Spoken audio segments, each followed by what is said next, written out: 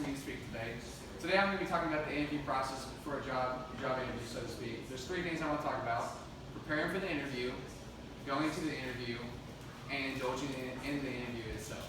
So first I'd like to talk to you about a couple of examples that I have, and after I show you these examples, I'd like you to give me your take on which is the best option for an interview, okay? Everyone understand? Alright, here's example A. Everyone see it? Everyone good? Okay. Here is example B. Everyone see it? Alright, so after looking at those and thinking about in your mind, which option would you say is the best option for going to an interview, a job interview? Option B. Option B? I would say option B would be the right choice. I'd like to explain to you what option A is. This guy in the picture in option A is underdressed. He's very nonchalant. He has a thumbs up, which could be considered unprofessional at some points.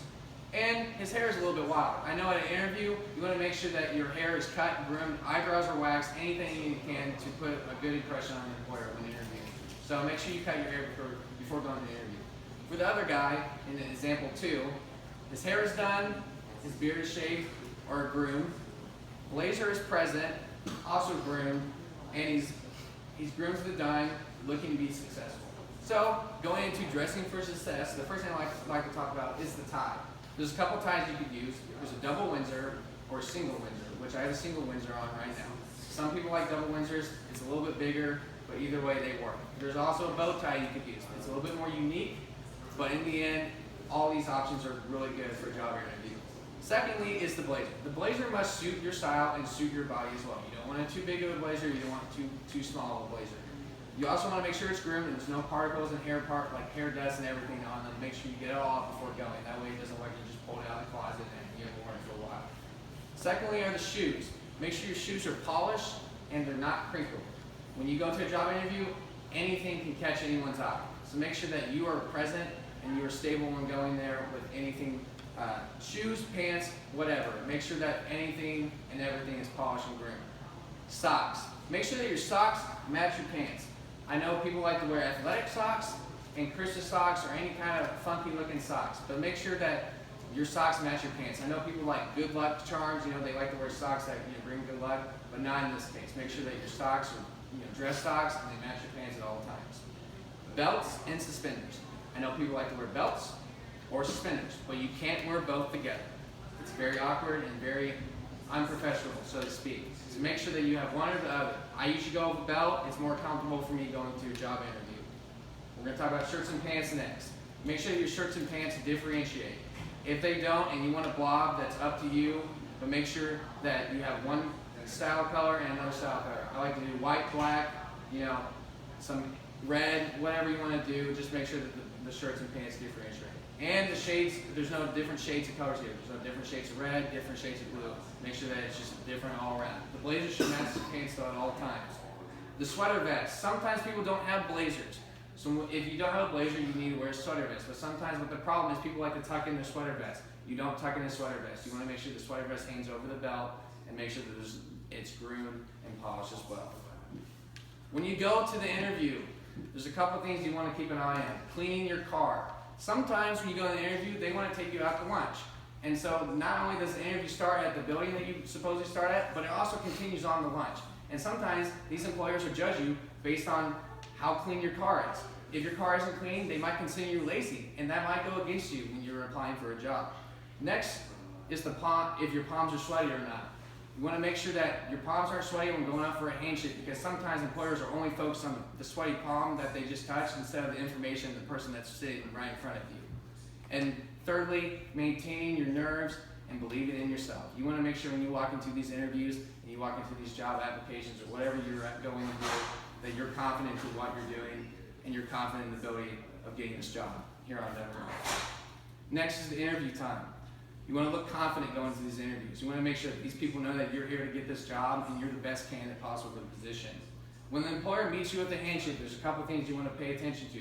One, you want a firm handshake. You don't want a limp handshake, you want a firm one. You want it to be web to web, and you also want to make eye contact at all times. When you look at an employer and you look at the ground and you look at it all over the place, and they might think that you're nervous and it might be awkward for them, and that might go against you. So make sure that the eye contact is there and a firm handshake the entire time you shake their hand. That way your credibility stays where it is. Posture. I know during the career share mock interview that I had, one of the things that went against me was posture, and I've been trying to work on it. And one of the things that they recommended is if you're sitting at a table and you have bad posture, one of the things recommended is leaning up on the table like this, holding your hands together. That way you look more attentive when looking at the person who's asking you questions about the job. And thirdly is tone of voice. One of the things that the mock interview person also responded to me with was my tone of voice sometimes when I answered questions. He could tell when sometimes I didn't care and when I did care. And so make sure that when you go into these interviews that you are passionate about every single question that is asked of you and you give them the best thorough response possible. Your resume. You want to make sure that your resume pertains to the job that you're applying for. You want to make sure that it's one page, not two, not three, one page only. And it's not jumbled up. So when you go to this job interview, you don't want any information from high school on there, because this job isn't about high school. This job is about the classes and the courses you took pertain to the job that you're applying for. So the information that's on there needs to portray towards the job. And sometimes there's a cover letter that they ask for, but most of the time the resume is what they want. And sometimes the resume is what gets you into the interview. So if you have a bad resume, you might not get the job interview after all, because that could be the first step into the whole process. Is, send your resume in just for them to look at it. Lastly, I like to talk about is asking questions. So these job employers are going to ask you questions, and they're going to give you really tough questions to answer. But in the end, what they might be looking for too is for you to ask them questions as well. Some of these common questions that you might want to ask are, why is there a job opening? Was there someone fired? Did someone leave? Did someone retire? Why did you choose to work here? What makes you really inspired to work here in the first place? These are some questions that can really improve your credibility towards partaking in this company and obtaining a job from them. So I explained to you today about preparing for the job, preparing for the interview, going to the interview, and indulging in the actual interview itself. I appreciate you listening to me today, and now I'm open for questions. Thank you. Are there any questions? Yes. Which do you prefer, a tie or a bow tie? I would prefer a tie. It looks a little bit more business attire for the interview itself. Usually, sometimes bow ties can throw people off maybe. It's not a bad thing, but the safe bet is a tie. Yes. You said you wanted to keep your car clean during interviews.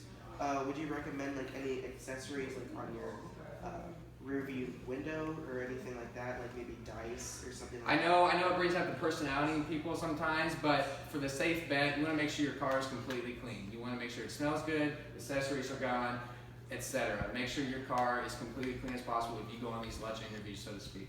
Yes. When wearing a suit, is it more professional to button one or all buttons? I would say button both of them. You want to make sure your shirt underneath isn't sticking out if it's too big or too small. So make sure that you have both buttons buttoned up. And when you sit down, you make sure you unbutton both buttons in your blazer. You have 2 or 3, make sure you button all of them when you sit down. That way your buttons don't get ruined as well. Alrighty, thank you.